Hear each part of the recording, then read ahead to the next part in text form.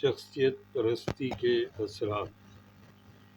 کیا آپ نے سوچا ہے کہ شخصیت پرستی ایک قوم کو کہاں لے جا سکتی ہے؟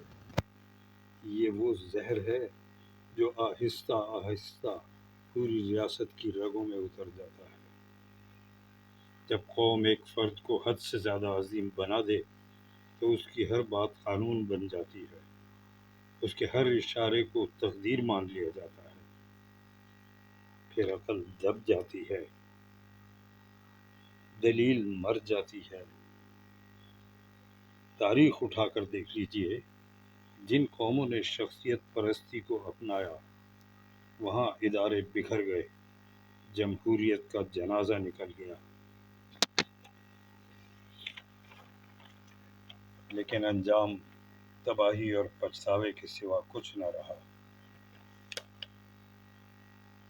شخصیت پرستی کا سب سے بڑا المیہ یہ ہے کہ قوم سوچنا چھوڑ دیتی ہے، وہ سوال نہیں کرتی، وہ آنکھیں بند کر کے چلتی ہے، وہ متعلقہ شخصیت کے سحر میں سحر زدہ رہتی ہے۔ سوچنے کی بات یہ ہے، کیا ایک شخص کی خوشنودی کروڑوں انسانوں کے مستقبل سے زیادہ قیمتی ہو سکتی ہے؟ کیا ایک ملک کا مقدر صرف ایک چہرے سے جڑا ہونا چاہیے؟